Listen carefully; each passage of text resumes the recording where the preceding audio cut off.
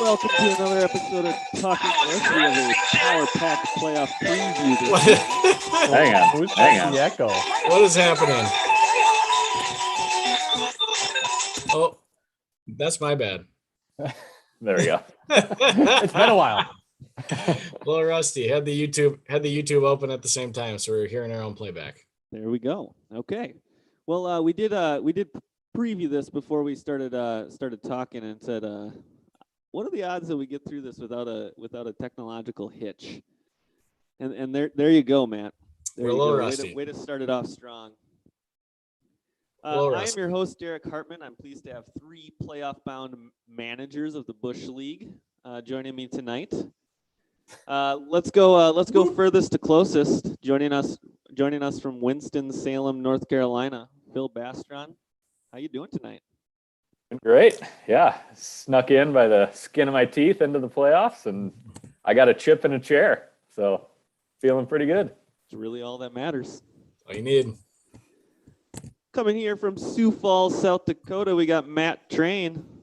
Matt, how you doing tonight?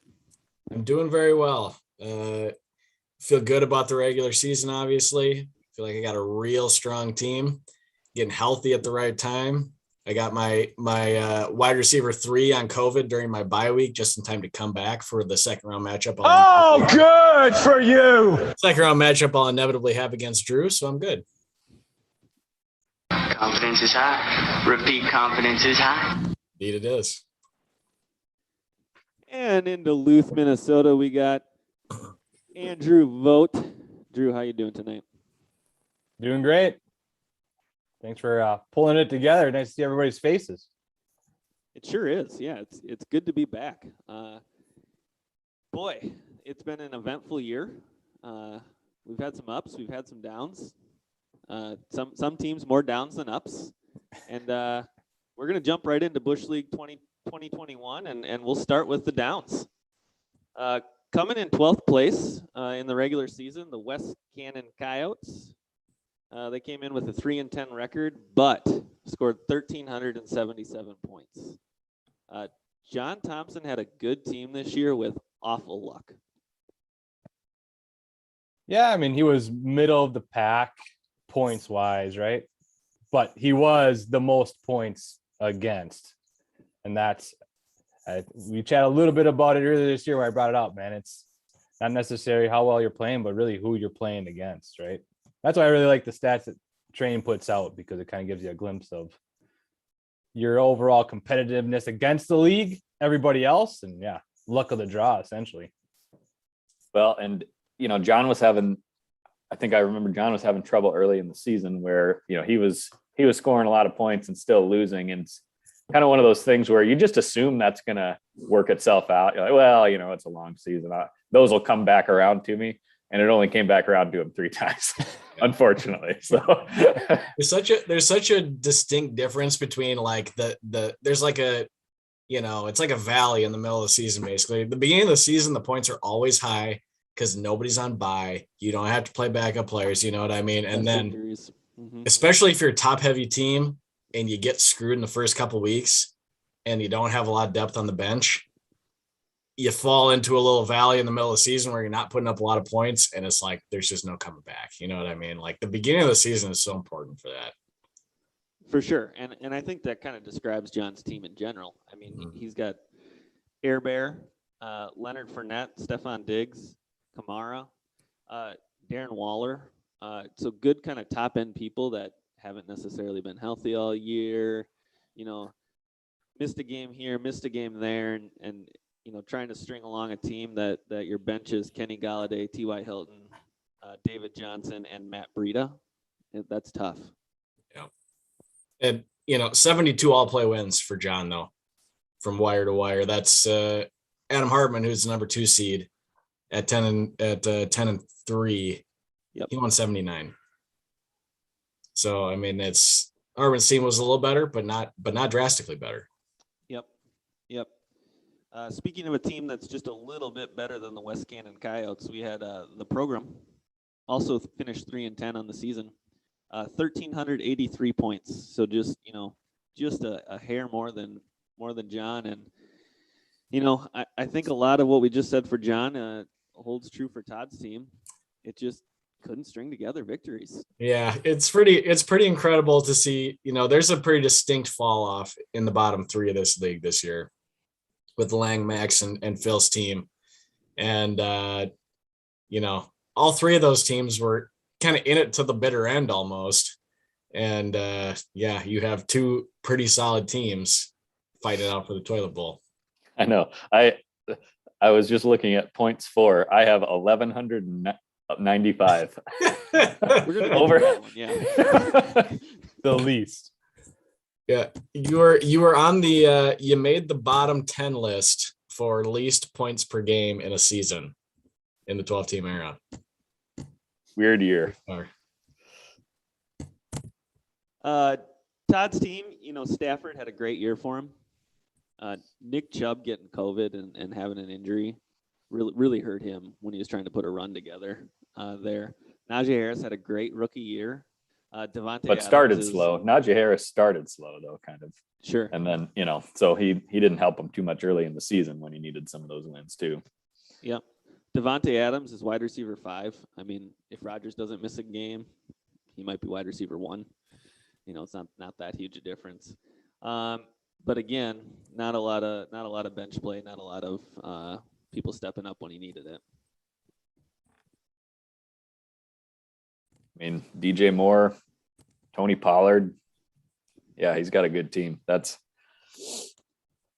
Yeah, exactly. I certainly wouldn't have pinned that one as in a 12-team league, looking at the guys on his roster, I certainly wouldn't have pinned that as a Hollywood toilet Browns bowl wide game. receiver 17. I know.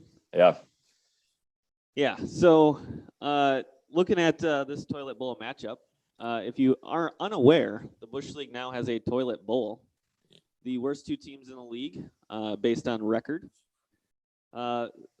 pit themselves against each other in the first week of the playoffs. Loser is going to take home a beautiful toilet seat trophy and get a window cling to put on their back window of their car for 1 year. Have those been? Do we have those in hand? I need to talk to John about the trophy. The window cling shouldn't be hard to finish up and get. Yeah.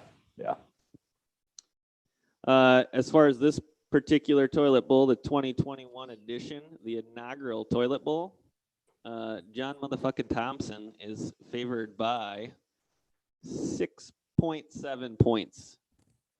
So despite Todd's team, all around sound, John is favored for this matchup.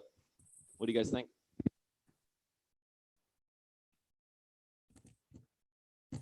Let me pull up the matchup here.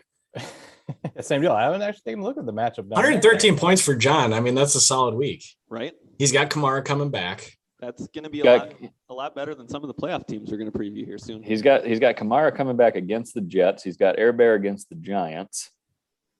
He's got some decent matchups. I think part of it is like if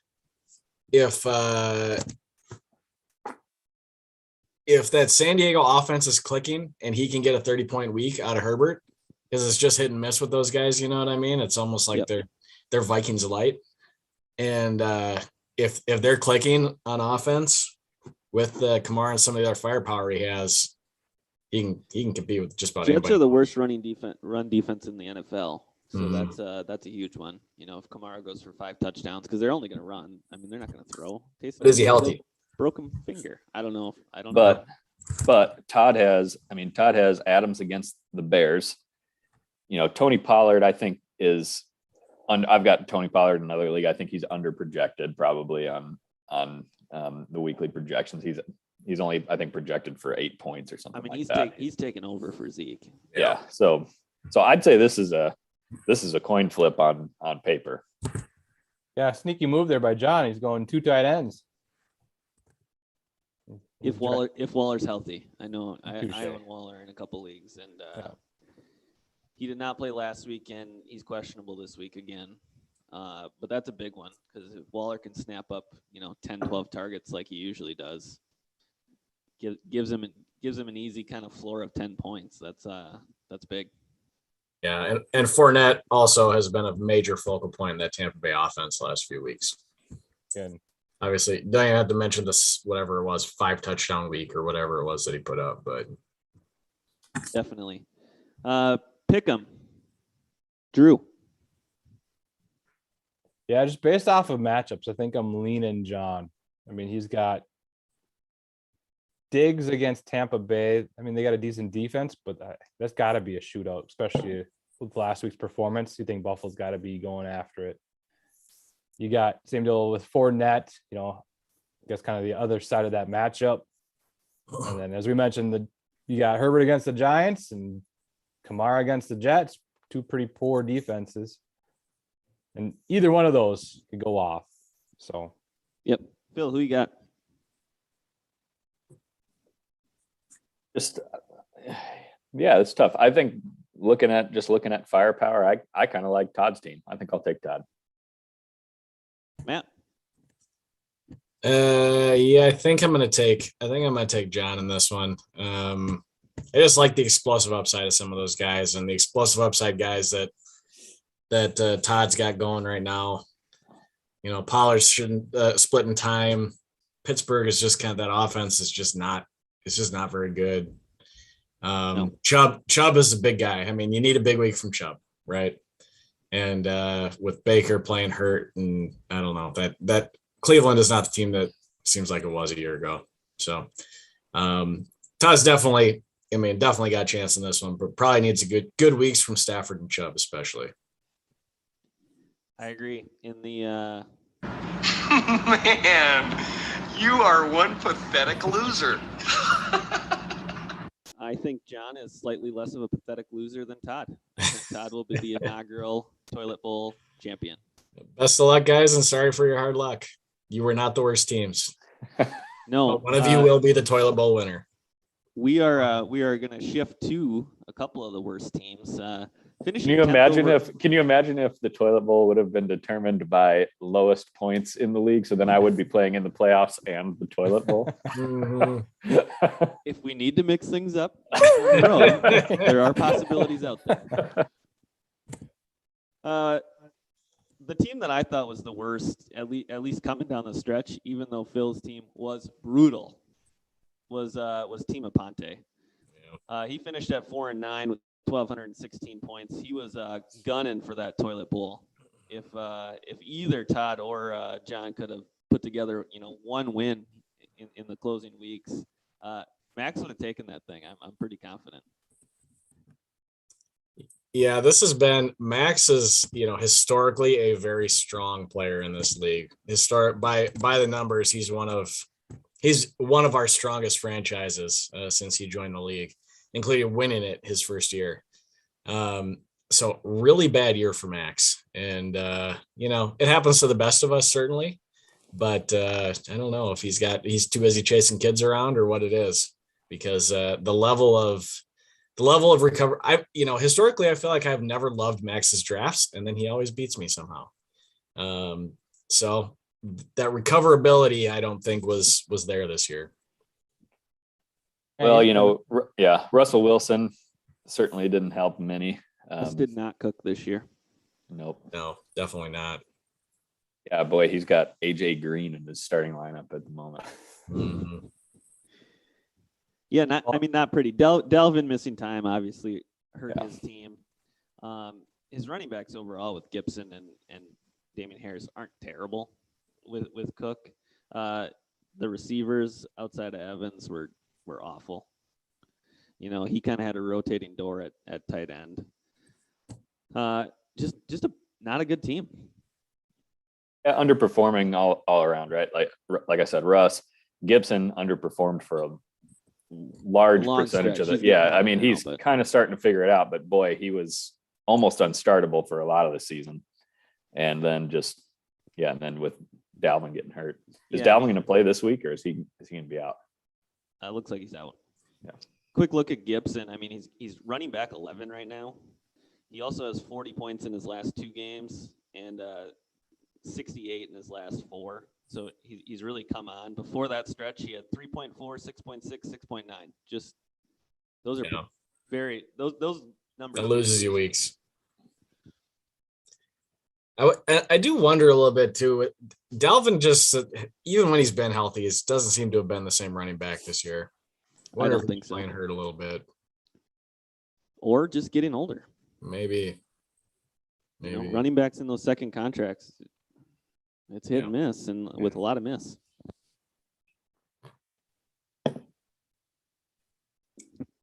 Let's look at the number 9 overall finisher. We had the Heartbreak Kid. Finished 5-8, 1,240 points. Tim Lang, not his year. It hasn't been Tim Lang's year for a while. No, I used to kind of fear him. He always used to be kind of in the same breath there you described Max, always in the playoffs, always in the mix, but the last handful of years, even coming out of the draft, it was just like, what is he doing? You go back to the early years of this league, Lang was Hartman before Hartman was Hartman.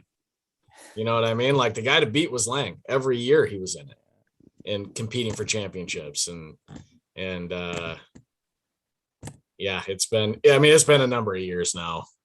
But you go back and look at those early teams. You look on the very far right here. Look at those all play winning percentages along the right side of that window for the first, 6 or 7 years of this league. He was just dominant. And things have certainly fallen off since then. Also, if you remember, Lang's draft rating was very high coming in this year, and too many long shots on Saquon Barkley type players, and it just didn't pan out. Saquon didn't pan out. AJ Brown hasn't panned out this year. Edmonds is on IR. Lang was number 1, projected to be number 1 by ESPN. He was. His draft values were very strong, but none of them hit. Oh, and to his credit, he's been active he's still been active on free agency and waiver wires. And Yep, made a trade with Adam. Never make a trade with Adam. Yeah. When are you people going to learn? Yeah, just don't. Doesn't matter. You think you're going to win the deal? You're not going to win the deal. Yeah. You can take it back in time. I mean, Rodgers and Carr, very strong. Saquon Barkley, massive upside. Chase Edmonds felt good. And just didn't, James Conner ended up being the guy for whatever reason. Yeah, I mean, he vultured every touchdown in the beginning and then basically just took the job. Yep. And he had Kenyon Drake, and a lot of people didn't like Josh Jacobs coming in, and he had Kenyon Drake. And then he goes wide receiver with McLaurin and AJ Brown. Most people would love that, Yep. And Andrews at tight end. I mean, he looked very solid. It looked a bit like a Derek Hartman team, to be totally honest. It looked like one of those kind of like a bunch of middling guys that in total, but no weak spot, you know. A lot of upper middle level. Mm-hmm. Yep. AJ Brown, just huge disappointment this year. He was rarely healthy. When he was, he put up 7 catches, 91 yards, 8 catches, 133 yards and a touchdown, 10 catches, 155 yards and a touchdown, and then got hurt again. Mm-hmm. Yeah. Yeah, it seemed like he even benefited. Julio being there, I don't know if that was a difference maker or not. Seems like potentially it was, but he was feasting while he was healthy. Yep, absolutely. Shifting to the number 8 team in the league, the Big Hoss. Dave Pike has finished 5-8 with 1,350 points, and definitely the boneheaded move of the year. And I thank him for that very much. Yeah, if you're unfamiliar, Dave forgot to take Kittle off IR and throw him in the starting lineup, and then in a panic, I think potentially trying to find somebody that could play that position or whatever he needed that Monday night to try to win a game in a tight playoff race, dropped George Kittle, and then did not pick anybody up, lost that game, and lost the subsequent games to come because he didn't have George Kittle anymore. Dave started with George Kittle and Pat Fryermuth as tight ends and ended up with Pat Doyle. Jack Doyle. Jack Doyle. Jack Doyle, yeah. Yeah, and that was a little bit of bad luck there for Dave. And I mean, it was even one of those things. It locked his lineup with that ineligible guy in IR. I couldn't even. I mean, I went in there to try and take that guy off of IR for him. It wouldn't even let me do that as a league manager. So, just I guess a word of warning to everybody that with these expanded IR spots, you gotta pretty actively manage that if you're moving your roster around also, or else ESPN will lock you out on some of those moves, especially with those Thursday night games. I think that might have been what the situation was. Maybe there was a Thursday night player or something that locked in.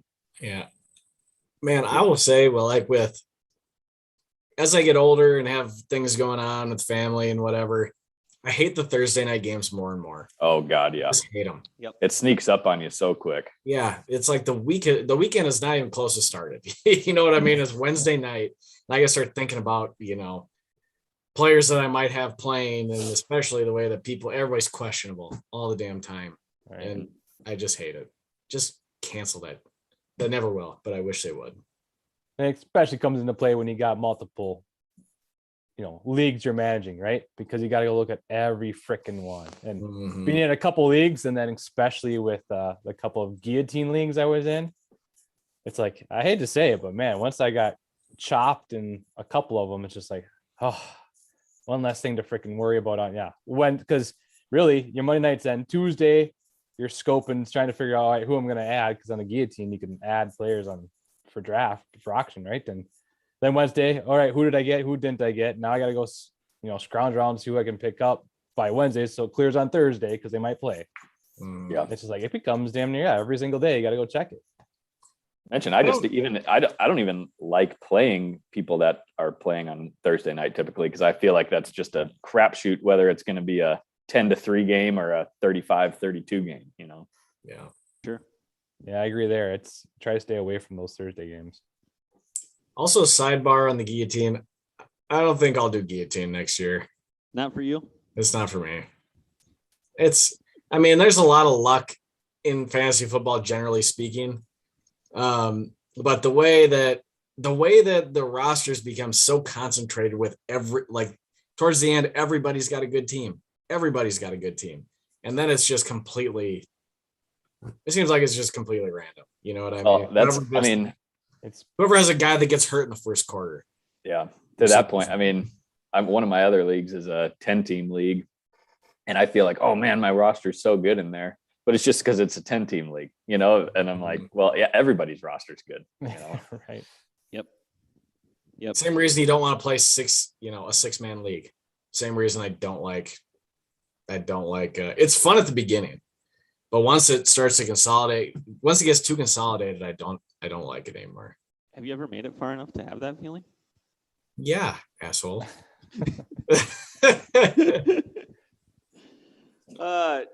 Back to Dave's team. Jonathan Taylor was an absolute stud this year. Unbelievable. Yeah. Just flipped on the old Hard Knocks in season. They're doing the Colts. If you haven't watched, it's worth a watch.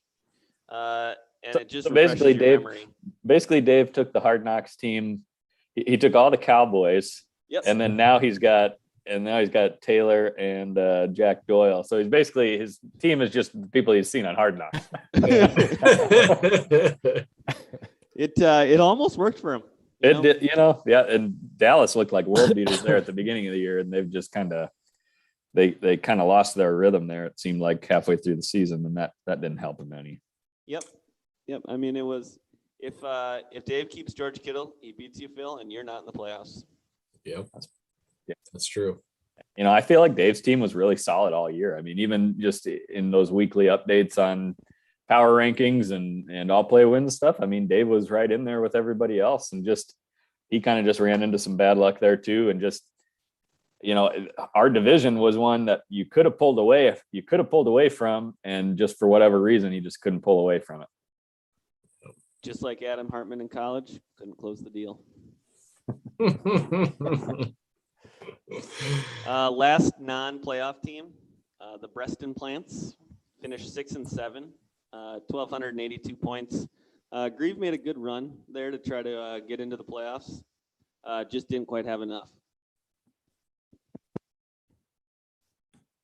Yeah, really hurt him that Kelsey, that Kansas City offense is just not what it has been. I mean, Kelsey is he's a pivotal player in any roster when you spend that much money on a tight end. Yeah, and he's tight end number one. Just so that's clear. There was such a gap, and the gap is closed. Yeah, that's right. I mean, the value is all about the tier above, the value above replacement, right?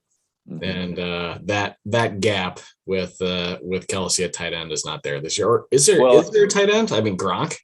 And wasn't last year? It was like he had Kelsey was tight end 1, and he also would have been he also would have been like wide receiver 5 or something like that. He might have been wide receiver 1 or yeah, wide receiver so like 2. he just hasn't been that level this year. Yeah, he was. I looked back. He was Busch League's Player of the Year last year. Mm-hmm. I mean, so he must have had the most wins above replacement and kind of all that. Yep.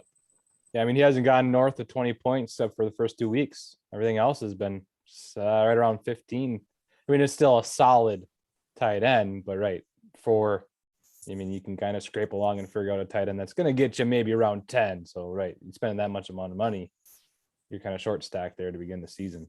Yeah, and I mean, Grieve also blew his load on Derrick Henry, who was on an absolute tear again. Probably is going to go above 2,000 yards. Might have broke the record if he stayed healthy. Yeah, how was Grieve doing? I wonder. I was just going to try to look at Grieve's schedule. How was he doing beginning of the season when he had him? He's been very competitive all year, which is a compliment for Grieve. If you look at his performances historically, this is one of his. I mean, he had a couple years in there. He's had a couple years where he's been very good, but he's had more years that he's been very, very bad. Yeah, started 4-2, so he was off to a good start. Derrick Henry's still running back 6, and he's been out 5 weeks. Yeah, that's wild. That says a lot. Yeah. Well, you guys ready to get to the teams that matter? Let's do it. And so just to clarify on Playoffs. the consolation bracket it's really just the toilet bowl, which is this week. And otherwise that's just ESPN automatically doing a consolation bracket, but that doesn't really play into our league standings. Yes, the toilet bowl is just one game, 1 week. So this is it. John or Todd or John, whoever wins this week does not lose the toilet bowl. That's it. Nothing else matters except for the 6 teams battling it out for the Iron Horse Trophy. Word. Seed number 6. Baby. Mind your own business. 7-6. Who? Mind your own business. 7-6, 1,403 points. My team really closed hard. Mm-hmm. I had some weight that was holding me back in Calvin Ridley, playing him every week, even though he clearly wasn't thinking straight. I had Allen Robinson, who I sabotage dropped because I couldn't stand having him anymore, even though Allen Robinson has been a great receiver with terrible quarterbacks his entire career. That's literally what he's been. Mm-hmm. And somehow this year, it just did not correlate. I saw some lists, and it was comparison. It was making a comparison of Justin Jefferson to all-time rookie seasons, and Allen Robinson was like 4th on the list or something like that. Like his rookie season was one of the best seasons of all time. Who was his quarterback? Blake Bortles. Yeah. I mean, somebody terrible. Man. Rex Grossman. No, was he with Chicago? He was with Jacksonville, I think, at that point. Wasn't he? Yeah. Well, that's right. Yeah. Yeah, so he went from Jacksonville to Chicago. Just Yeah, terrible quarterbacks. Yeah. So I had good hopes for him. That didn't pan out. Brandon Ayuk sucked. So my receivers were awful at the beginning of the year. just awful. Also thought Mike Davis being a starting running back would be just a solid value pick, easy play every week sort of guy. Terrible. That's terrible. Well, can you believe what Cordell Patterson did this year? I mean, Oh my God, that's like, I No, love what it. a story. I freaking love it, man. Like, what if he was like well understood his entire career? If he was in a place, put him with Sean Payton for his whole career with the Saints, he might be a freaking Hall of Famer. Like his first year with the Vikings, he had 12 touchdowns or something like that. yeah. They put him at running back in Atlanta, and he's a stud. Yeah, you know who first shifted him to running back and basically started him down that path? Leslie Frazier. Bill Belichick. Oh. Of course. Went to New England. They put him at running back. Mhm. Obviously didn't quite have the chops to make it full time there. Probably had to learn some stuff that he didn't quite grasp in that offense, but put him down that path. Bill Belichick, great football mind. Yeah. Yeah, Derek, when I was real thin at running back partway through the season, I started, oh, well, here's a starting running. Oh, cool. Mike Davis is available. There's a starting running back. He's getting double-digit carries. Then I had to start him. I needed those 4 points a week. You know? They were like, well, that's not so bad. As far as my roster goes, Jalen Hurts has been huge for me all year. He was number one quarterback before he got hurt there. Eckler, number 2 running back. Monster. Stud. Yep. Deontay Johnson's really picked it up. Yep. He's a one-man, basically, offense for the Steelers. Outside of Najee Harris, they don't have a whole lot else, and Big Ben's arm cannot throw it deep to Chase Claypool anymore. Right. So that's been big. Darrell Henderson has been solid until his injury. Mhm. He's running back 13 even after missing a week there. Dustin Knox is a solid tight end. Finding him off the waiver wire was big. My biggest thing that kind of turned my season around was Jalen Waddle becoming a star, honestly. Mhm. Just a target hog, and averaging like 10, 11, 12 targets a game the last 5 weeks. And that just gives you such a low or a high floor, You're guaranteed 10 points out of that. And Miami's offense has been surprisingly useful for fantasy here the second half of the season. So For sure, even without Tua, I mean they've been all right moving the ball with Brissett. And of course, so that's an interesting little that's a little quirk of this season is we do have bye weeks this year. So on this week, again, we talked about this beginning of the season. If I was a betting man, I'd say I doubt they go this late next year moving forward, but we'll just have to see. But Yep. It really hurts me with Waddle and Hurts on bye this week. Missing my quarterback and then missing my number 2 receiver. That's a big loss going in round 1. But that's what made the buys all the more important this year, right? Getting a bye and only needing to win twice is such an advantage. It's an even bigger advantage this year because you don't have to worry about buys. You got an extra week for your guys to get healthy, whatever it is. But yeah. Get drafted for more money in fantasy football. I mean, that's basically every league. He always is like projected as a second rounder. He's usually a top 5 running back. Yep. Very good. I'm gonna match up this week with Soup du Jour. Trevor Soupier finished at 10-3 with 1,385 points. He won my division, but I strongly feel like I was the better team. Trevor was carried by Josh Allen pretty much all year. Gronk, when healthy, has been huge for him.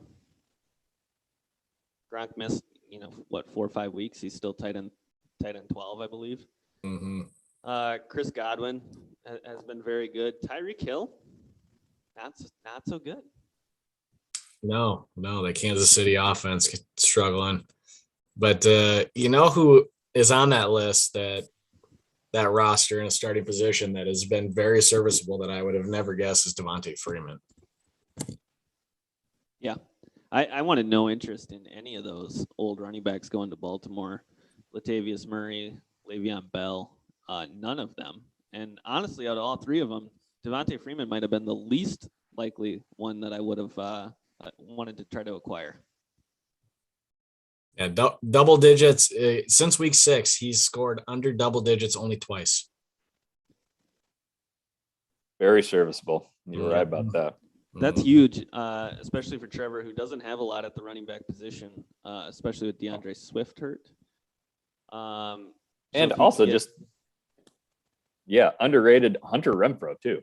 He's just somebody you can plug in every week, and he's going to get you 12 points probably. Yep. Another guy that gets a ton of targets. I mean, he's 8, 9, 9, 4, 9, 10 targets the last 6 weeks. Yeah, so good on Trevor. I mean, he pulled out a really nice season despite having some pretty key injuries there between Swift and Mostert, and with Gronkowski out a lot of the season, he pulled together a nice season.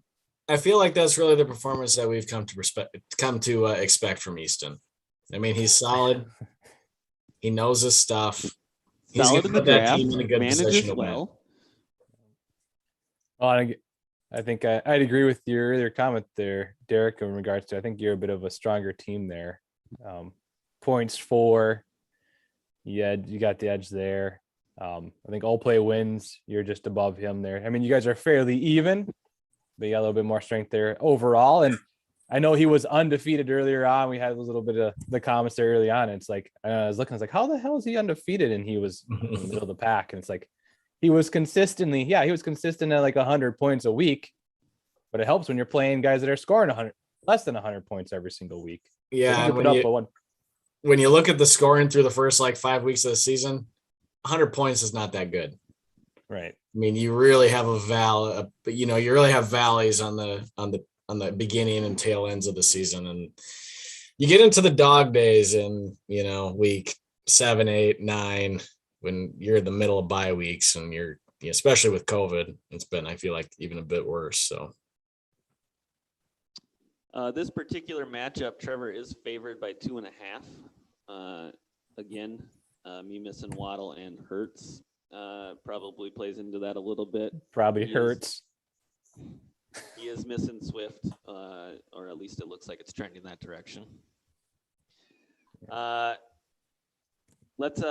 Let's pick it. I'll go first. I'm gonna win. I'm the hottest team in the league. I'm coming to play. What do you think, Matt?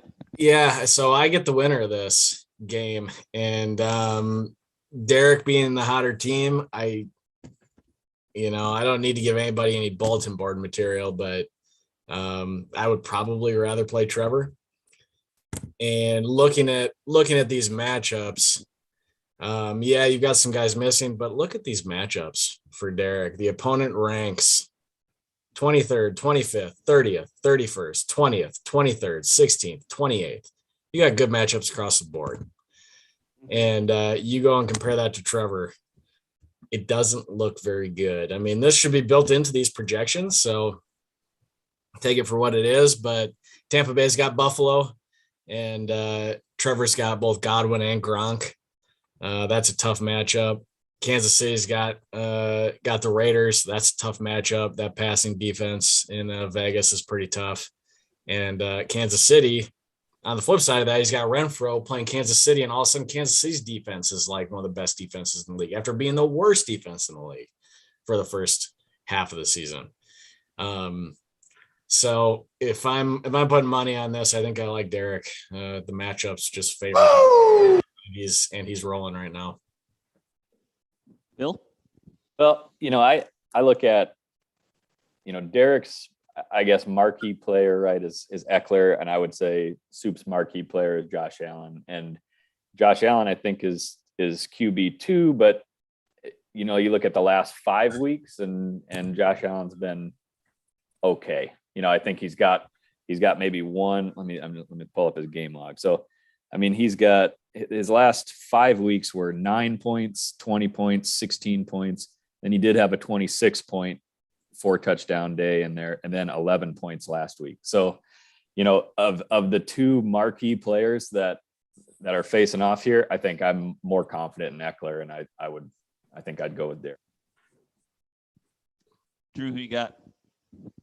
Yeah, I'm just looking at the previous matchups. It looks like Soup has swept the regular season matchups. He has. The second matchup, Josh Allen threw an interception late, fourth quarter, which would have won me the game, and everybody's cheering. And then some late laundry comes out on the field. Oh, so he didn't throw an interception. PI. It was an interception. PI. It was an interception. It happened. I watched it. What week was this? You were quick with that story. Week 5. Week. Yeah, didn't you guys play back to back? Were you one of the ones that I played back Todd to back. Oh, that's okay. Yeah, that's right. Yep. No, steel trap, guys. Like, it doesn't go away. But yeah, so in addition, it's hard to sweep. 2 games are right, but man, that third game, like they say, it's hard to beat them 3 times in a year. And I kind of lean on what's it's been previously said there in regards to the marquee matchups, being the marquee players, and I gotta lean. Oof. I gotta lean Derek. That's across the board for Derek. Trevor is 10-3 and is the favorite and gets no picks. Brutal. Yeah. Well, guys, any idea who Deontay Johnson plays this week? Oh yeah, that defense. Let's go. We got P squared Thursday back. night. Yeah, Thursday night though, so we'll see. Yeah. Well, to sidetrack into the Vikings for just a second, because there was a big loss. It was an embarrassing loss that happened for the We'll Vikings definitely last get week. there later. Okay. All right. I'll wait. All right. Last little bit that I have. Chargers defense is going against the New York Giants. Pick them up just in case that their starting quarterback can't play and their backup quarterback can't play, and that they end up playing the guy that they just signed last week. Who the hell bid $6 on the Chargers defense? Playoff teams do it. You can't take the money with you. Exactly. I threw 5 at him this week. And I'm like, oh, I'll be fine. And then I wake up, it's like, are you fucking kidding me? That's a good good transition to our next matchup, where it's currently evenly projected, but Drew has somebody on bye. Yeah, I was gonna say 98-98. That's not. Yeah, it's true. Number 5 seed in the playoffs just drew it. 8-5 regular season, 1,524 points. Hell of a season for Drew. Just couldn't close a couple games to get that better record. But Drew, well done. Yeah, that's kind of why I've been monitoring. Again, appreciate all the work, Matt, you put in there, putting the war and all play wins and everything put together there. And it's like him and I were battling back and forth every once in a while. I'd edge him, and then the next week, honestly, I'm like, okay, I got to get a big week because I got to make sure Matt doesn't score more than me. And I'm actually counting, all right, who have I beat this week? Because I won, but no big deal. Who else did I beat this week? Mm-hmm. But again, good for you. But again, it came down to kind of overall record is when you play them. I had a couple big weeks. I had the second most points scored. I also had the second most points against. So again, that's what I've been focused on, because I'd score and be like, hey, I would have beat 10 other guys, but of course I played the second or the highest scorer that week. But yeah, no, my team's been fairly solid. I haven't made a ton of moves. I was a bit active early on there, scrambling to get some depth. At running back, I got, I think everybody was scrambling for Elijah Mitchell there early on. Amazingly, nobody picked up Cordero. Like what after? It's true. I think having the watched second or third Cordero, week, everyone was just waiting for the other shoe to drop, right? You don't want to be the guy that picked him up, started him in a big spot, and then he puts up a 0. Well, and even worse, I picked him up, didn't start him, and then that week he went off for 30 plus points. It's like, damn it, what the hell was I doing? I just picked him up just in case, add a little bit of depth. But other than that, I haven't made really any significant changes. I've been lucky with the buys. And as we talked about earlier before we started here, really my biggest dilemma is who do I start this week, which is always a nice problem to have. Yeah, you've had some kind of nice surprises this year, but surprises both ways. So, Tom Brady always, of course, is solid, but David Montgomery. Number one quarterback solid, though. Exactly. And then, David Montgomery I don't think you would say you drafted necessarily him he's worked out as a pleasant surprise. Of course, Cordero's been a pleasant surprise. Jamar Chase has been a pleasant surprise. We were talking before we started recording, Joe Mixon's had his best season that he's probably had in the last 5 years. Yeah, the year train finally doesn't go after. And I guess you have a couple surprises the other way, right? I mean, Metcalf and Lockett maybe are a little bit of a surprise downward as to where you maybe drafted them. But yeah, the funny thing there is, I think when I got them both early, because I drafted them both, it's feast or famine with Lockett. And those first couple of weeks were great. And then after that, I kind of just I don't think I've started him since, because it's been pretty much famine the rest of the way. He's had a little bit. But yeah, same deal in the spirit of that. Russell ain't cooking. That means Metcalf hasn't really been cooking either. So who you dropping to pick up a defense? We'll keep under wraps, but I got a couple guys on bye, defense, and somebody else on bye. So we'll see. Just wondering.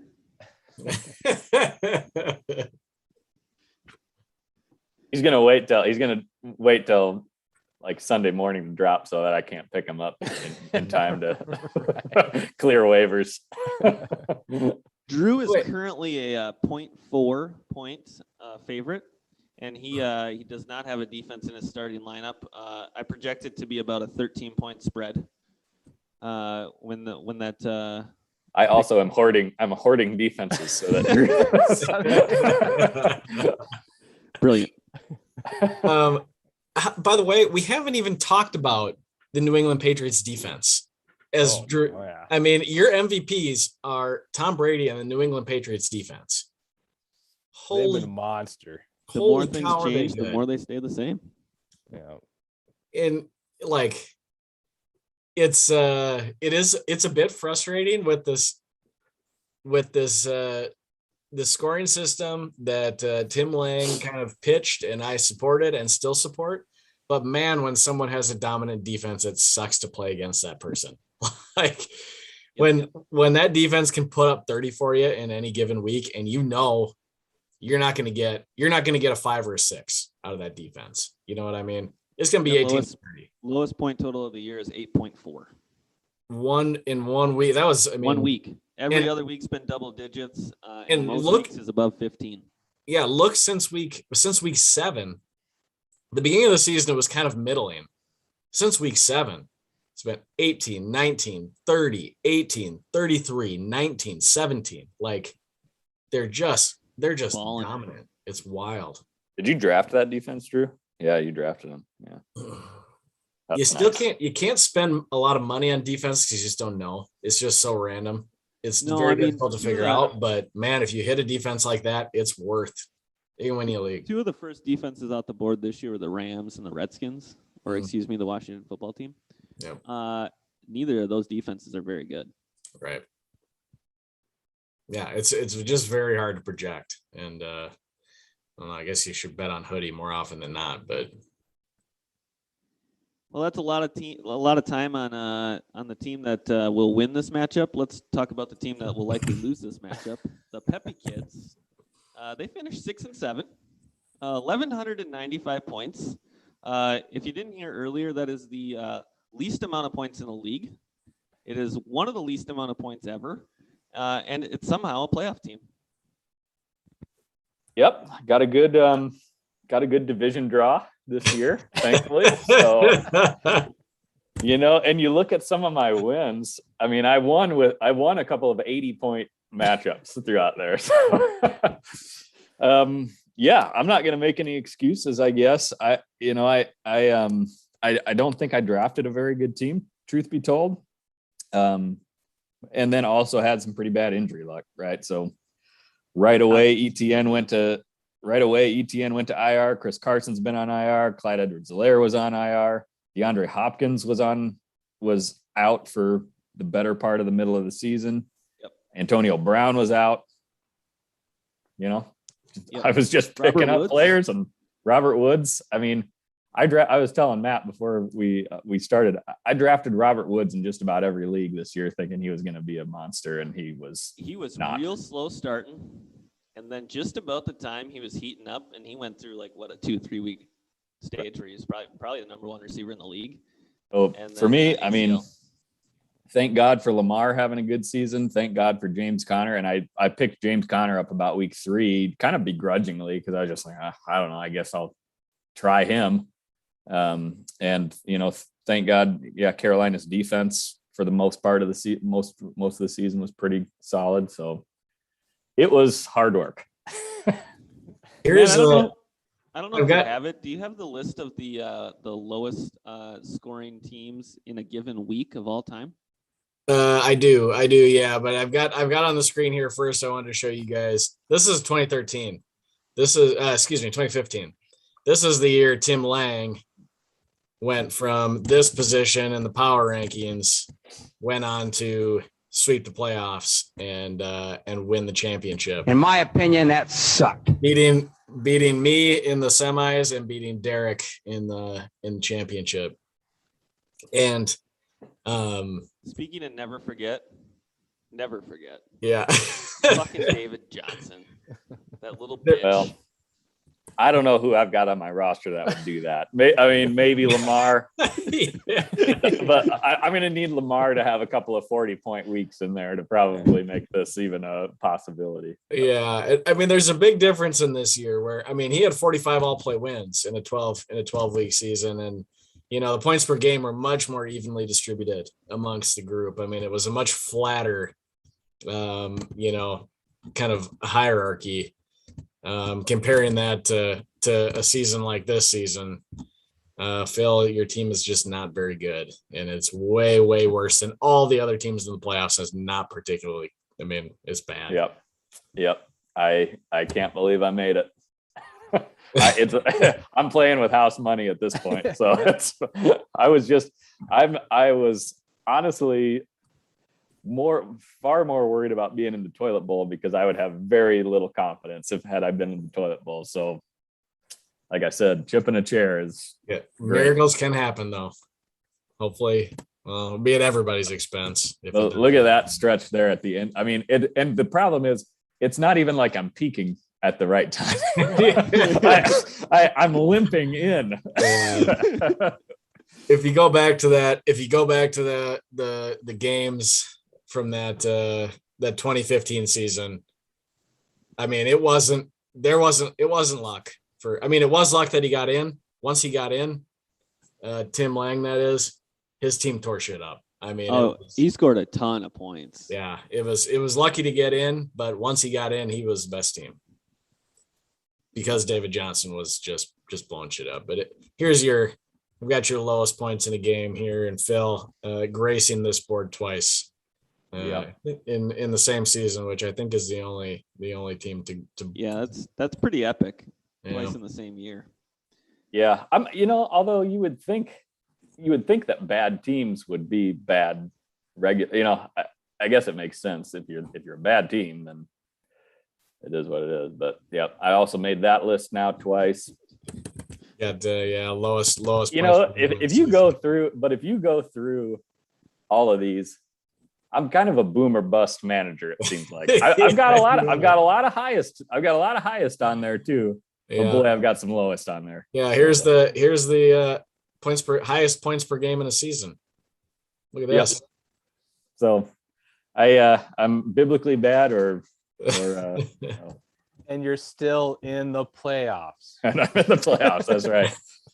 Man, Drew. Biblically I bad. can feel it. I can hear you shaking in your boots though. Drew, I'll start with you for the pick'em. Give me a reason or two why you're gonna kick Phil's ass. Yeah, I think it's pretty self-explanatory, the depth of my team here. When you look at the average score per player, is significantly higher. I said the biggest debate I have right now is who am I starting, right? And I think it's everybody's experienced that biting in the ass where it's like, hey, I'm gonna go Elijah Mitchell. Yeah, you're beat up a little bit. I'm gonna sit you on the bench. He goes off for 20, and Joe Mixon only plays a quarter because he, twists an ankle. Well, that's what I was just going to say. That's probably what I need is somebody. Worry. Yeah, that's probably what I need is somebody getting hurt early, putting a 1 point up, and I probably need like 2 of those. But again, you got Lamar, right? But you have Lamar, and that anything can happen with Lamar. Yeah. At least I'm fielding a team.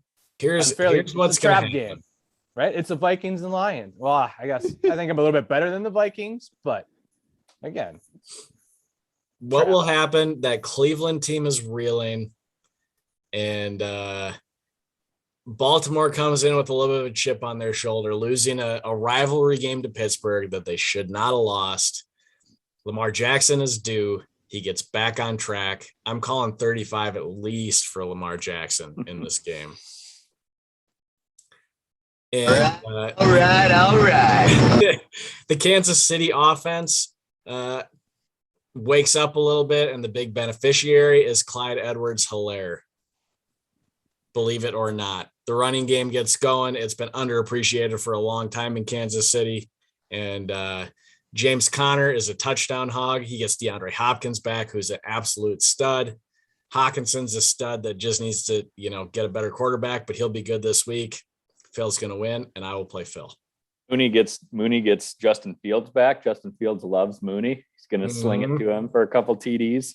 I can just see Matt championship thinking about every possibility. Like how can Phil win? Please. The Carolina defense. The Carolina defense strips Cordero 3 times. Yes. Plus a pick 6. As the only non-partial person in this in this podcast here, I don't even think it's close. I think Drew's going to win by about 30. Just Drew it. Find a defense. Pick one. Drop DK Metcalf because you don't need him. No. And then just move on. There are 2 other teams in the Busch League. They finished with the top 2 seeds. They have a bye this week. Let's talk about the Evil Empire first. Heart Attack finished second. Adam Hartman had a record of 10-3 with 1,424 points. A team that I did not think was very good at the beginning of the year, again, somehow ends up with the best record in the league.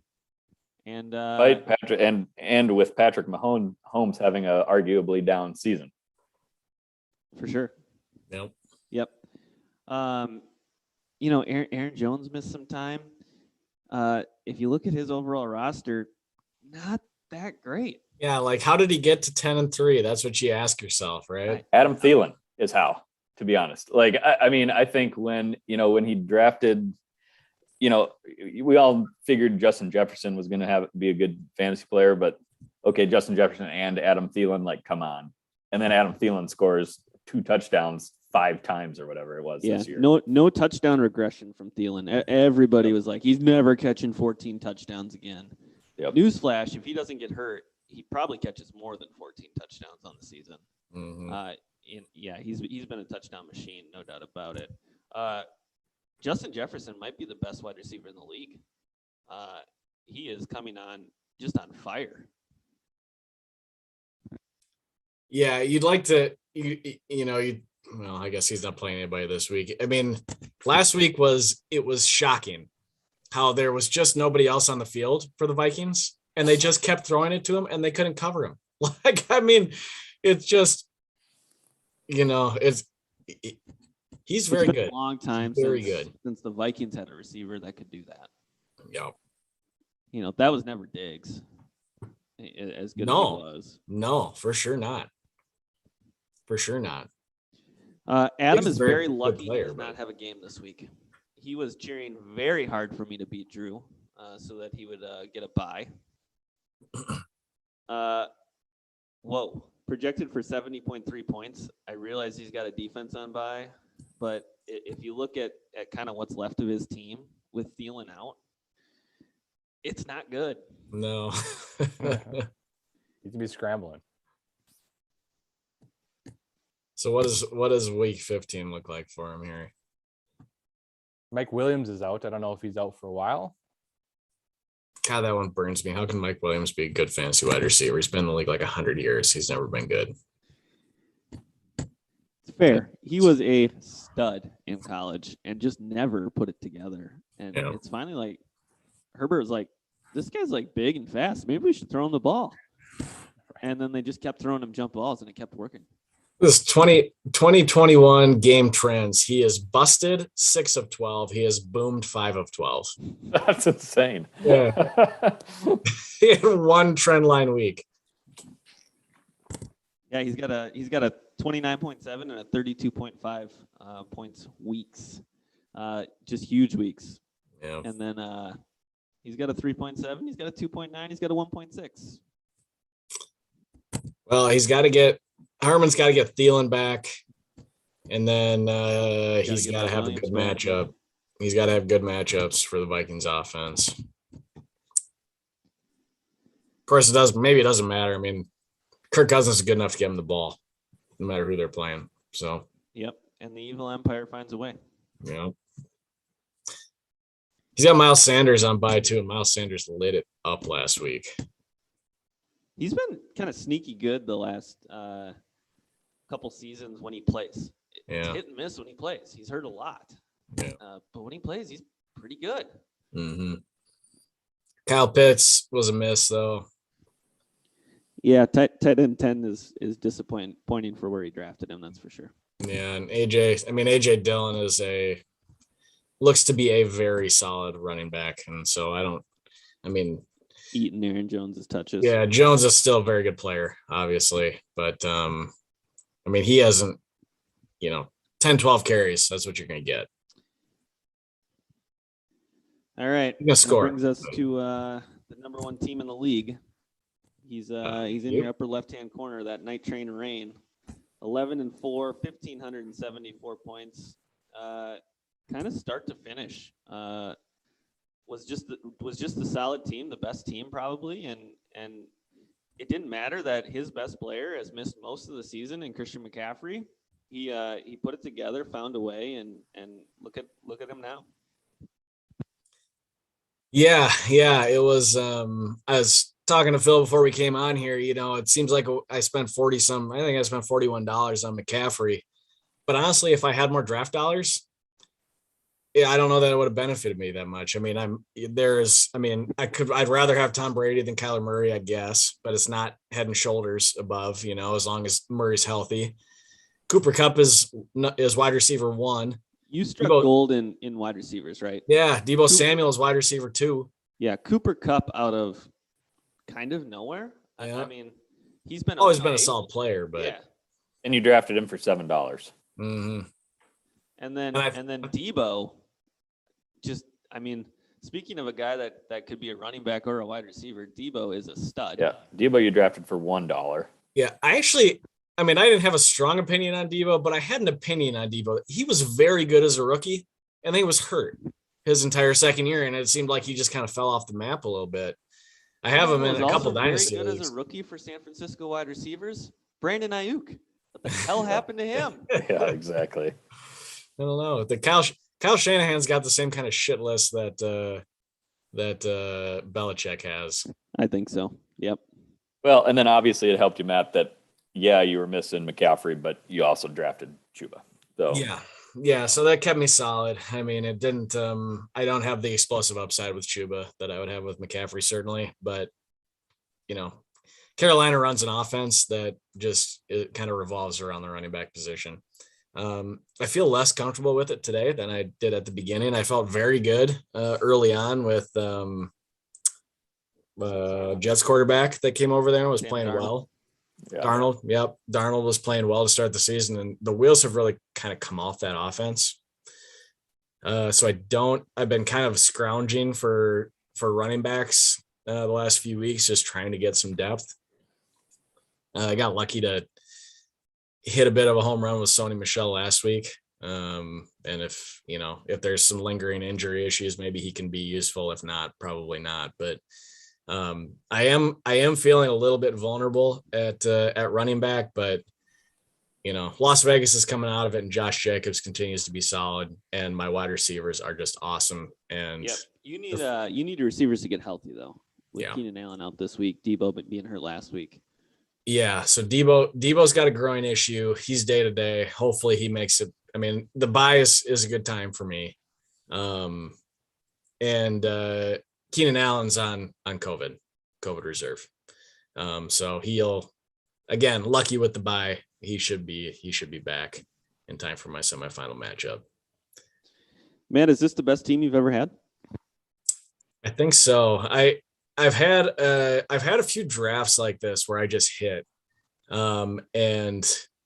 inevitably it seems like I have these seasons that start off really hot, and then these guys that I hit on kind of fizzle, and that's been the problem that I've had in the playoffs since the 12-team era. Is I get buys because I start off so freaking hot, and then it just good for you.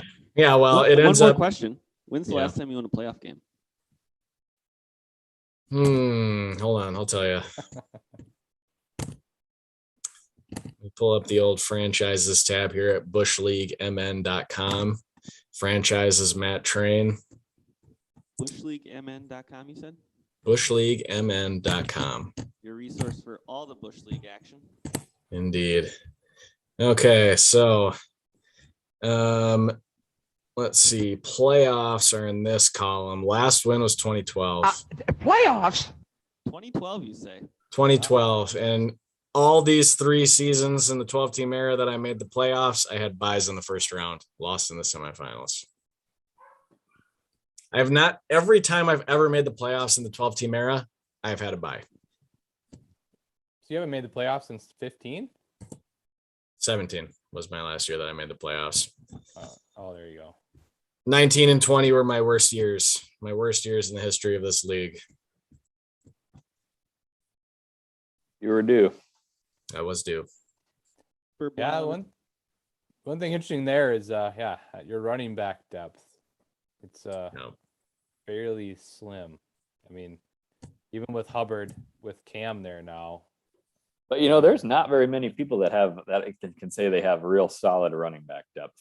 That's true. They're thin. It is thin. What I don't know. What do you guys think about? What do you mean? I don't know who to start this week. Yeah, you're hogging them all. That I don't know about you guys. So a couple of years ago we went to five person benches instead of 4. We've got the deeper IR. I do think the waiver pool is a little thinner than maybe it has been the last couple of years.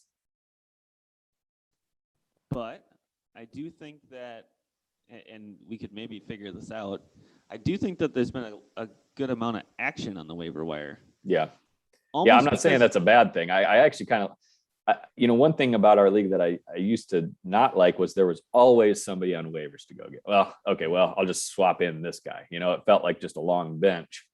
You got to manage your roster a little bit more diligently now, I think. Yeah, now it's like you almost have that one extra spot where you're like, I'm going to take a wild card on this guy and see what happens, sort of thing. And I found myself doing that fairly often this year with players that weren't panning out. And it's like, well, let's try to pick somebody up and see what he can do for me. There's also been, I think, a little bit more levity with the IR because the way that IR is handled by ESPN has changed this year. Used to be that if you had a player that was, say they were out last week and then they came into the week as questionable, that froze your lineup and you couldn't make any moves until you activated that player. And they don't do that anymore. They allow you to keep them on IR and still transact, which is a better way to do it and gives you a lot more flexibility.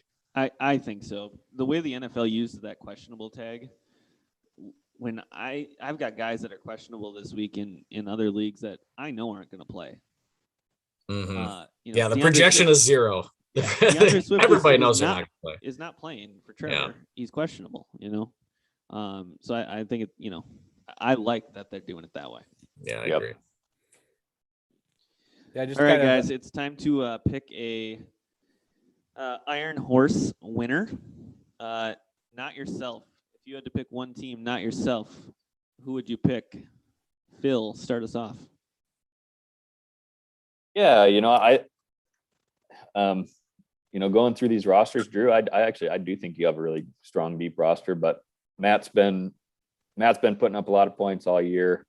Like I said, this season kind of reminds me a little bit of 2019, where there was, a pretty strong team at the top that I think is the favorite. And I think that Matt is that favorite, and I'm going to go with Matt. Thank you. Drew, who you got? so you said we can't pick ourselves.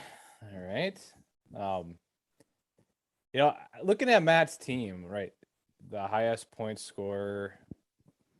I mean, the top team of the league. Again, just taking a quick look, the other couple times, I just don't see how he's the top team. I mean, except for all the wide receivers, right? It's like you only can play three. You only can play three, but somehow you hit on the damn running back week to week, right? And maybe you keep rolling that dice, you keep hitting on who you're gonna play. But So here's the thing, Drew, is I've got wide receiver 1, wide receiver 2, and wide receiver like 10. And so that's wide receiver, flex. Josh Jacobs is a start every week. And so I fill one position, and it's been Chuba Hubbard because he's a starter. You know what I mean? He's getting double-digit points more often than not. And the only thing I've had to fill is, injuries and bye weeks and things like that, which has gone well, admittedly. I've filled gaps throughout the season very well. Yep. George Kittle fell in your lap. And that I was just gonna say, Yeah, and Kittle George Kittle fell. going for 30 last week. Like I saw 160. Well, what the? Oh, yes, there you go. But even so, I hit on Gesicki as well. Gesicki was tight end 3 for most of the season. Mm-hmm. But I just want to be a little bit go outside the box. Because I'd lean a little bit of Matt, but again, one of the hottest teams coming in. I don't know how the hell he does it year to year. I shouldn't say year to year, but I guess Derek, somehow. I mean, you're heavily invested, right? You obviously are paying attention. You're moving things around. I think you got number 6 seed. We've seen it before. From the dark, getting in there as a 6th seed, somehow you might pull it out. Let's And go. Matt sent the stat out the other day, right, Derek? Since week, what was that? Since week I think it's 11. the last 3 weeks. Yep. Highest points per game in the last 3 weeks. Yeah, peaking at the right time. But congrats to all 3 of you guys. It goes Derek, Matt, Drew. So you guys are all coming in hot. Yep. I'll go next. Simply based on the draw, I love Drew's odds. I feel like he's got a bye this week. He rolls. You've mentioned that. He rolls in to play Adam next week. No, he plays me. No, I play Matt. Just kidding. Yeah. You gotta play Hartman. Oh, good for me. Never mind, Drew. You're I don't know done. Hartman. I pick Matt.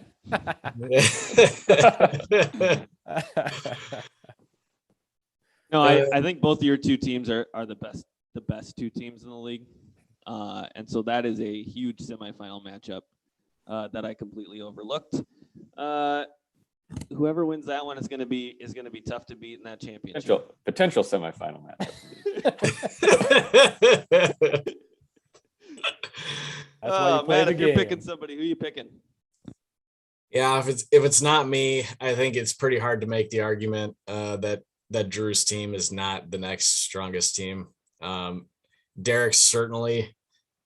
You have, I think Drew hit on the head in that. I mean, you're in tune to the ebbs and flows, I think, more than most of us, and so you're able to hit on runs and things like that. I mean, you do those things better, and you identify opportunities, I think, better than most.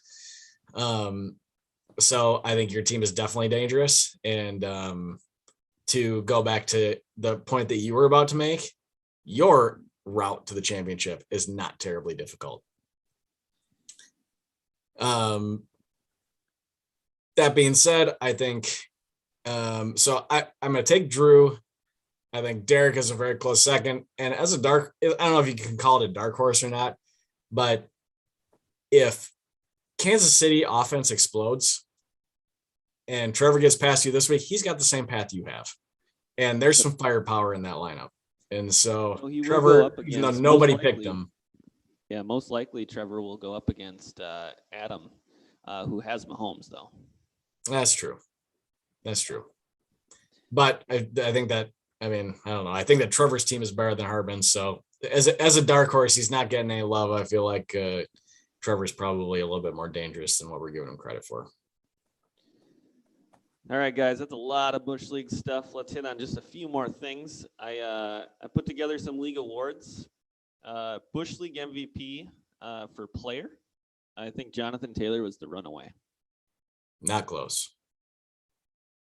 Best WAR, just all around stud this year. Drafted for $26. Great. And I mean, honestly, if we're being truthful about it, a missed opportunity by Dave. When you got a player like that, that's what you pay all that money for, because they're worth more than that. You know, if you hit on them, there's a lot of risk associated, but man. Yeah, and I don't know what running back he was off the board, kind of an overall value, but I wouldn't think it was probably top 3 or 4. It had to be kind of in that 5, 6, 7 range, if I had to guess. Busch League comeback player, Cordero Patterson, just kind of out of nowhere, putting up a huge year.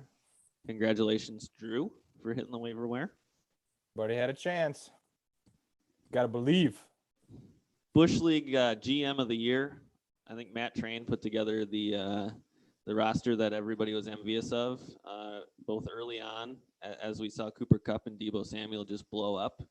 And then throughout the year, just kind of maintained being the best team. Thank you. Busch League Coach of the Year, making the most, the right start sits and kind of getting the most run out of his team. I give it to Trevor Sapir. I thought he did well to get his roster to the record that it had. It just never seemed like his team was that good all season long, yet he just kept winning games. The last award is the Busch League Comeback Owner of the Year. Matt, you'd probably get this one too, but I'm going to give it to Dave Pikus. He was competitive until the last week, which is a nice change. It's good to see Dave involved, making changes, trying to make roster decisions and do what he needs to do to try to win games. He was right there to the bitter end until he let it slip away from his grasp. Mm-hmm. And to your point, Derek, he was really active. I mean, he was making moves. He was setting his lineups. It was, he was active. Just, he's an owner I you'd think want. This year, he was an owner you'd want in your league. I think Dallas, with Zeke kind of falling off there toward the end and Prescott falling off toward the end, just didn't do him any favors for sure. And Kareem Hunt never panned out either. No. All right, guys, I got a few Busch League versus Busch Lights. Busch Light. Busch League. Mike Zimmer will be fired at the end of this football season. Do you think that's Busch Light. or Busch League. Drew? Man, it was afraid to start with me. It's hard. It's, if they go on a run, it's probably going to be Busch Light, because then they got a chance to sneak in still, right? I think after the last couple of games here, everybody is, I always get confused. Busch League means it's not going to happen, or it is going to happen. Busch League means it's not going to happen. Busch Yeah. Light means it's going to happen. So it'll be Busch League if they go on a run. It'll be Busch Light if we lose. If we Way miss to the hedge your playoffs. bet. Yeah. Well, Really going out on a limb here. so, Great play. I was again reading up on way too much about it. Like, you look, and he's a defensive coach, right? And the defense has lost the last handful of games. Kirk goes on a run, but I'd have to look at which article was it I read, and it's more hinged around Kirk. But you got one of the top QBs, top 5 rated QBs. Their record is like 60-20 or 60-30, right? But he's a top 5 QB with a under 500 record. So who is that leaning? Is that the QB? Because he's doing all these dunk and, it's 3rd and 10 and you're throwing a 2-yard pass. Well, great. It'll help your QBR. It'll help your rating, but it doesn't help the team. He doesn't have that killer instinct, really, right? I think that's always been the complaint about Kirk. I know it's about Zimmer, but again, you got to coach up the defense. He's a defensive coach. They're not performing, I think. At the end of the year, Or Busch League. I'm going Busch Light. It's going to happen. You got to get change. Matt, is Zimmer going to get canned?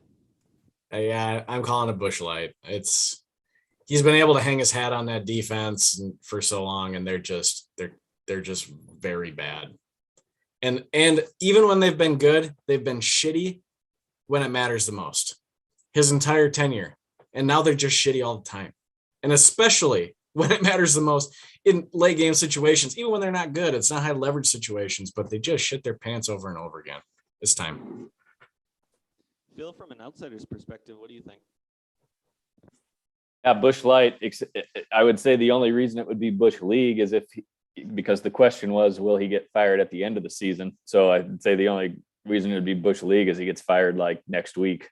But again, I know the Vikings don't do that very often. So I see any way that he's coaching the team next year. That's for sure. Yep. Ziggy's a very loyal guy, so I don't see it during the season. But end of the season, I personally would pick Busch Light. The second one just echoes that same thing. Rick Spielman, your general manager of the Minnesota Vikings. Matt, how do you feel about Rick Spielman getting fired at the end of the year? Would that be Busch Light. or Busch League. My feeling is that the roster, I don't agree with. I feel like the sentiment that I read out there, and that listen, I'm not saying that Spielman's a rock star by any means, but I feel like the roster has been competitive for a long time. I mean, they're almost always competitive. You know what I mean? And has he missed? Yeah, but he's hit on some pretty dang good ones too. And I'm less offended by the situation with our roster than I am with just how piss poor our defense is. So I don't know what happens. Maybe they're a couple deal. And so I would say maybe, I mean, there's a decent chance as Busch Light just because they come as a group, but truthfully, I don't understand as much the criticism of Spielman. Well, they seem to have the roster in place on the offense, right? I mean, they've got good pieces on the offense, and where they might be lacking on the defense, you got to believe that roster decisions that are being made on the defense, Spielman is very closely consulting with Zimmer on that. no doubt. And they spent all their money on defense this offseason. Yep, and those were probably handpicked by Zimmer. Like, this is and the guy I a want. shit ton of draft picks the past few years on that defense. Bunch of corners that I don't know. None of them are any Aren't good. good or don't play or Yeah. Or I'm getting coached up like that. The last play of the Detroit game. Like, what the hell was Dancer doing? Dancer, what in the hell are you doing? It's play the damn goal line. You got really one receiver in front of you. What are you doing? Yep. Drew, what do you think? Spielman going to get fired? I think I agree with Matt's comment there. Like, I think everybody's frustrated with Zimmer because we all see a roster that should be winning more.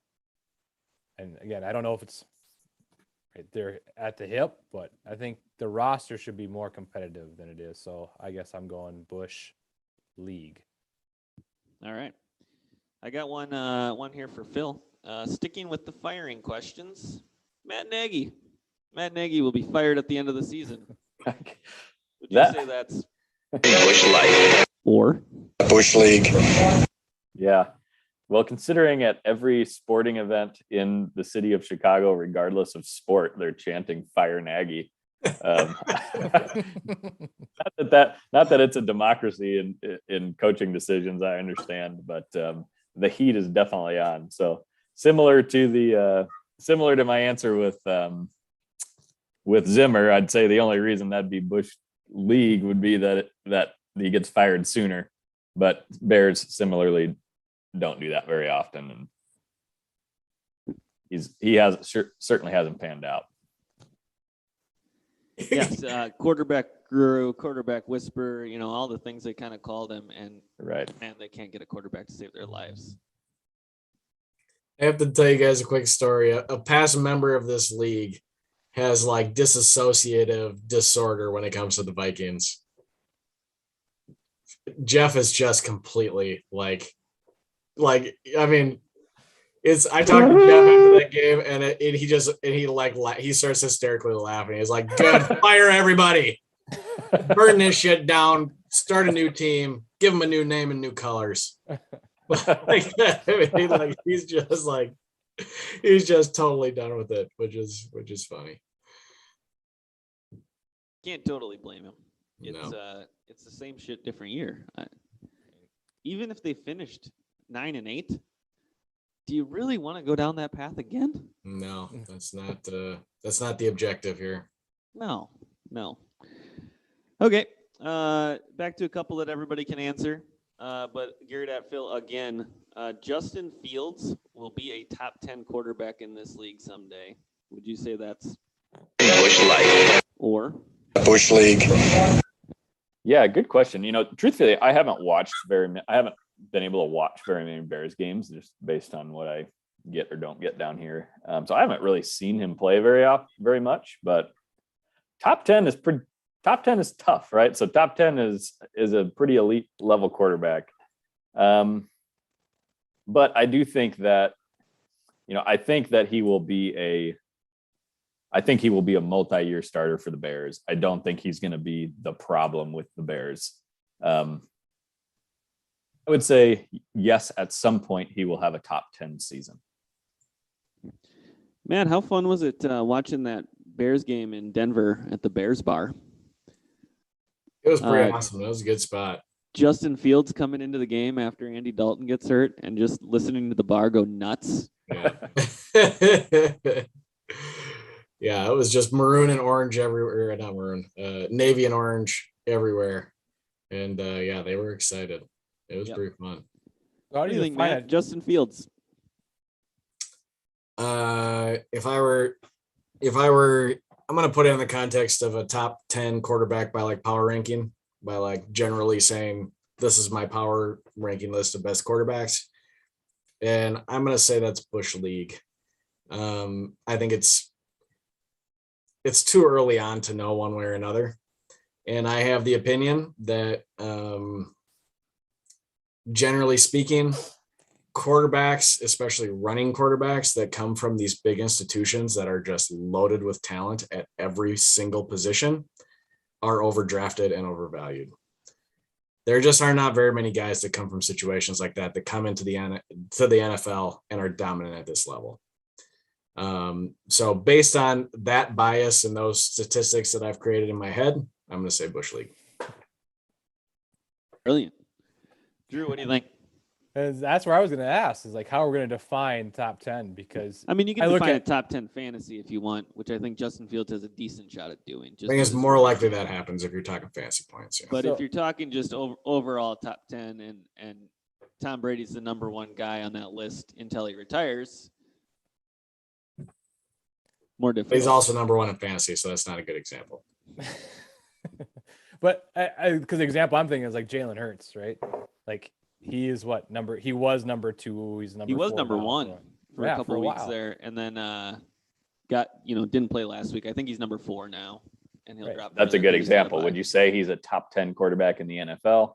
No. No, probably not remotely close. But fantasy, he is, and that's what I was thinking. Is like, yeah, fantasy, Busch Light, but when you look at everything else, Busch League, because I see Fields being similar to Hurts, where he's going to scramble around, he'll get you yards, he'll snipe a couple of rushing touchdowns, but his passing, he might be a little bit better passer than Hurts, but Hurts is pretty atrocious for passing. Granted, the whole Philly passing game is atrocious. But you look at Hurts, how is he such a top QB? Well, because he can scramble.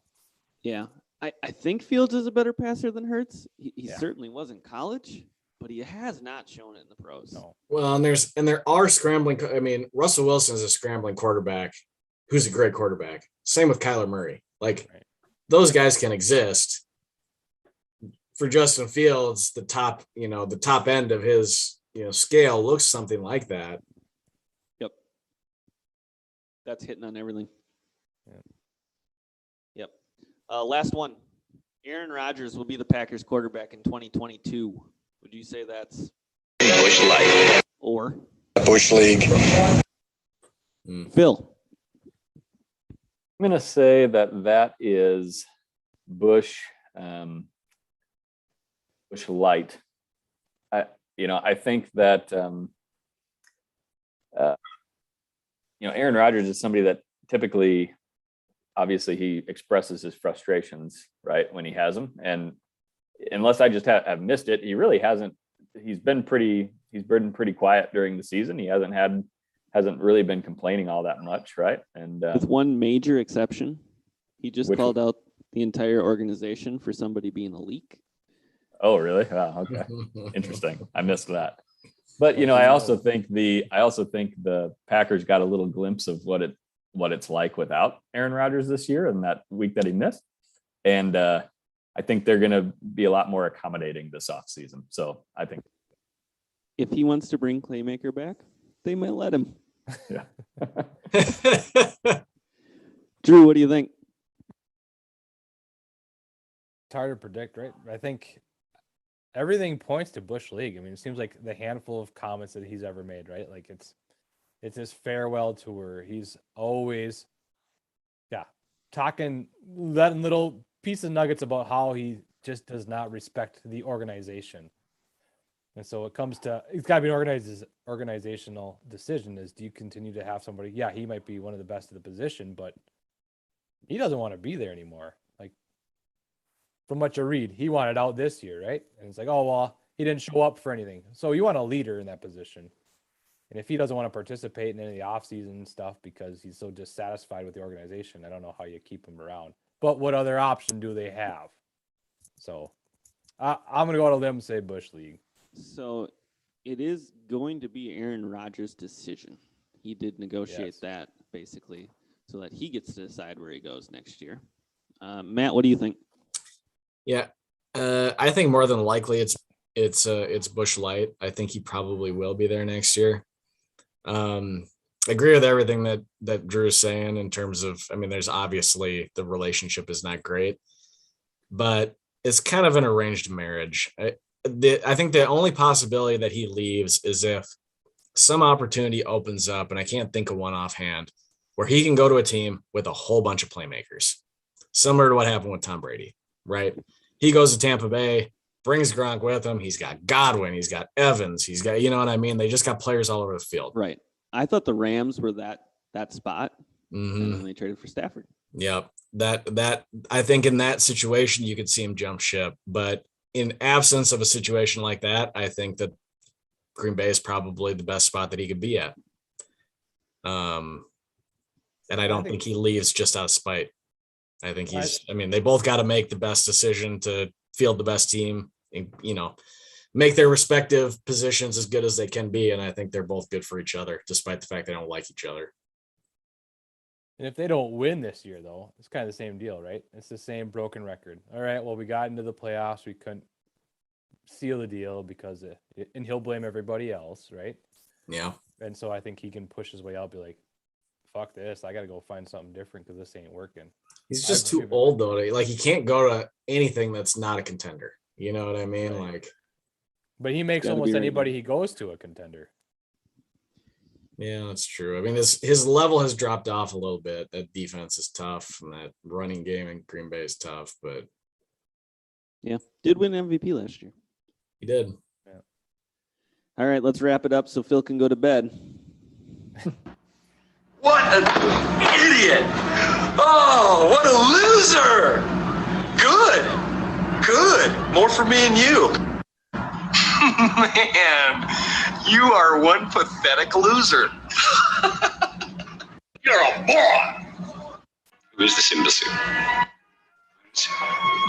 I knew. A lot of moron of the week candidates this week. Antonio Brown faking a vaccine card and then pissing off the guy that faked it for him.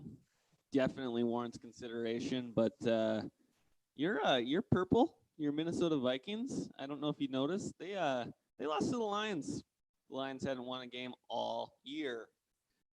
I don't know if you can nominate one sole person. Cameron Dancer looking at you. Mike Zimmer possibly looking at you too. Adam Zimmer, Mike Zimmer's handpicked defensive coordinator, potentially out there, and just that whole organization. I do not disagree with Jeff. I think it's time to clean house. I think it's over. I did say this a couple of years back, and I don't disagree that anything's changed since then. I'm tired of being 9-8 or 8-9. I'm tired of barely making the playoffs and having no chance, getting slaughtered by whoever you play, or missing the playoffs and completely falling apart in a big moment with Zimmer's defense getting slaughtered by a Bears team that had nothing to play for, or some other just game where you just need to win one game and you're in and you can't get it done. So my moron or morons of the week is just everything down there at Winter Park, and it's over.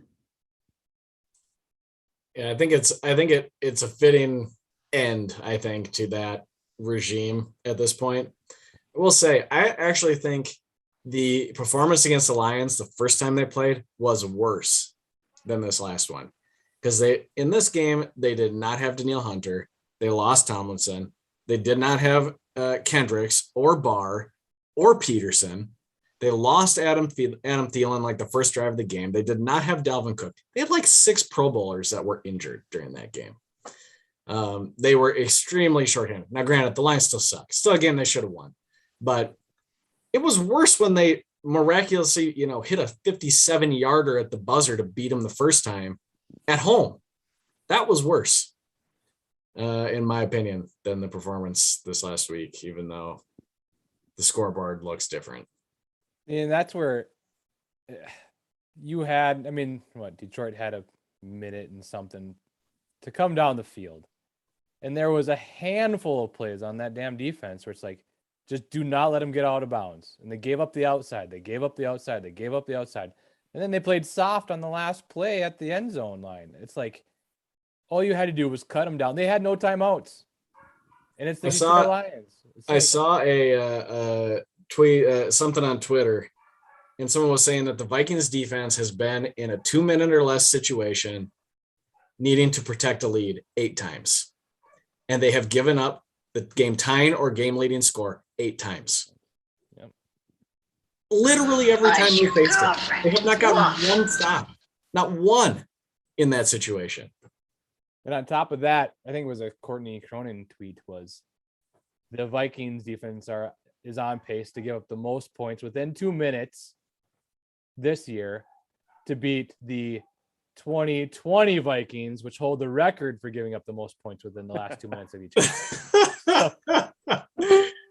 It's all in this for a couple of years. It's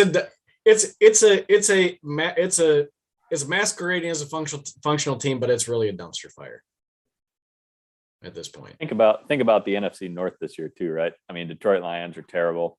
Bears are with a rookie QB and looking pretty bad. And, the Packers had a whole offseason without Aaron Rodgers. They've had Aaron Jones has been hurt. Adams has been hurt, and the Vikings aren't even close to being in contention to win the North. Yeah. But we're all engaged. Every game's interesting to watch. What else do you guys want? It's good entertainment. For sure. Yeah, right. Entertainment's high. All right, guys. Great podcast. Great to be back. Good luck in the playoffs this week. To those playing, good luck to the Toilet Bowl contenders. And hopefully we'll do this again soon. It's fun. Sounds good. All right. Woo!